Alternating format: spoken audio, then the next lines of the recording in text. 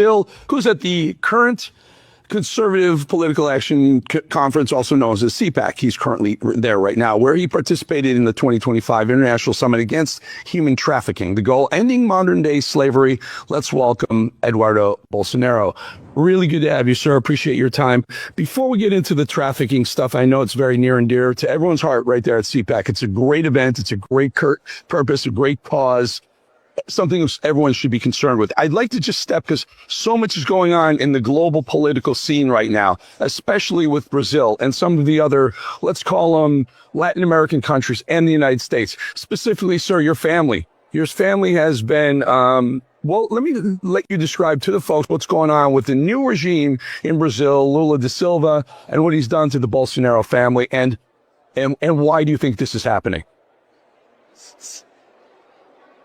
Yes, the problem in Brazil is about the lawfare. Actually, President Lula da Silva, he collaborated with the regime, but he's not the main one person who is doing all of that. The number one, when you talk about persecution in Brazil, is the justice from the Supreme Court, Alexandre de Moraes. This is the man that is always doubling down, as he's doing now, against Trump's tariff. So what basically is happening recently is that Trump applied 50% tariff against Brazil in the letter, letting clear that Brazil is receiving 50% because our institutional crisis, because our political persecution, not only against my father, the former President Jair Bolsonaro, but also against their supporters and our family. Just now, I discovered now through the press that even my wife's bank account just got frozen.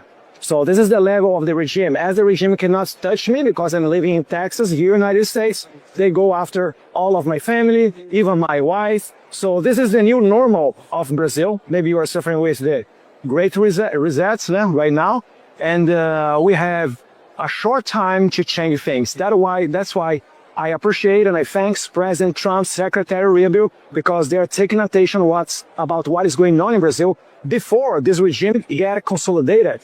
This is a very sensitive point. Only to finish this first question is because if diplomatic action like sanctions and some others, if they are not applied right now, then it's going to be too late, because the regime, they are going to consolidate the power and turn Brazil into a Venezuela, where nowadays this kind of action is not worth anymore. So this is the big picture on Brazil. Only one country in the world that's censoring tariffs with censorship and jail. So you know, it strikes me that this is very similar to what the United States government tried to do against Donald Trump in the interim between his two terms. They tried to throw a bunch of lawfare at him. They tried to drag him through the court systems. They went further in Brazil with your family, with your father, seizing bank accounts, actually having him wear a cuff, right, to walk around, and he needed to be followed at all times. The question is Brazil ready to go back to the dark ages of almost dictatorship? I remember growing up, Brazil was almost a dictatorship. It became very brought into the mainstream. Free market capitalism was working in Brazil. It feels like this is a step backwards. Is Brazil ready to go backwards, or is there another Bolsonaro? Another Bolsonaro. I'm looking at him right there. Interested in maybe taking the torch. Yeah, Brazil is basically following the steps of Venezuela. In Venezuela and in Brazil, you have a Congress, you have Supreme Court, you have institutions. But at the end of the day, all of them, they're working for the regime. So they wanted to get Jair Bolsonaro out of the next year's election. As just me, I couldn't be a successor of my father. So that's why they are opening investigations against me. I always had a clean background. They are not accusing me about corruption or laundering money, nothing of that. They are accusing us to be for conspiracy, for insurrection. But there is nothing linking us to any kind of movement like that. So it's just they create narratives and they just don't care about the reality.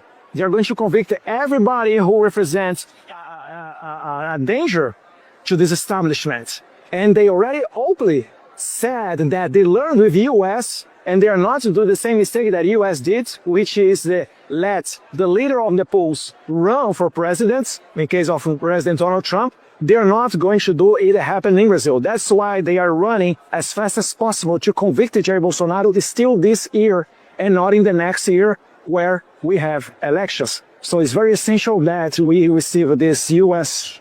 help now, because after it'll be too late. Well, there is, I don't know the Brazilian constitution, but there may be an opportunity for the son of Jair Bolsonaro, namely Eduardo Bolsonaro, to run, win the presidency, and pardon his father, who may be, in jail from the prior regime. It's a thought, and the reason why I'm saying this is because They would not recognize this freedom. well, okay, so, but I'm trying to figure out if let's put it this way. How is the American experiment that's going on right now with Donald Trump 2.0? Markets are making all-time highs. There's a lot of prosperity. A lot of people are happy. Some folks aren't, but a lot of people are very happy with this second term of Donald Trump.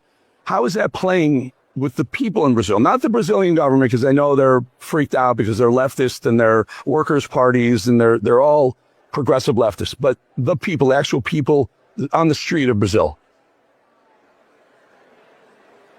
The people in Brazil that follow politics, they know that you do not have tools anymore inside of Brazil to fight against this establishment. That's why they recognize that my work here, bringing the truth of Brazil to the U.S. authorities inside of the White House, inside of the Congress, it has a lot of value.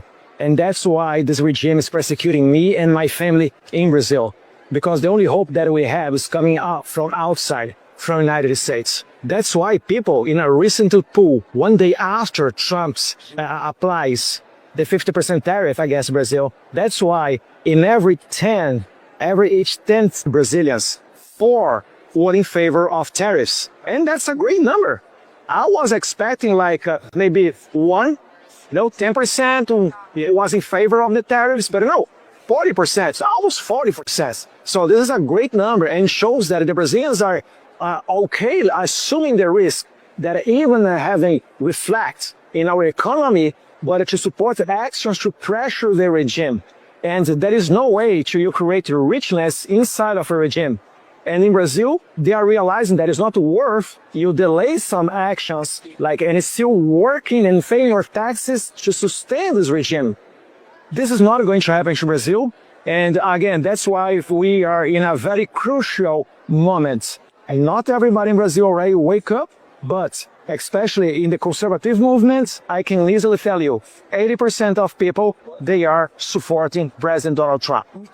Mr. Bolsonaro, do the people of Brazil realize the success that President Bukele in El Salvador is having by bringing himself into the Western world, by creating a relationship with Trump and the American people and becoming more like the center right of America versus the years of the leftist dictatorships that's been just plaguing South America and Central America? President Nayib Bukele, he's pretty famous in Brazil.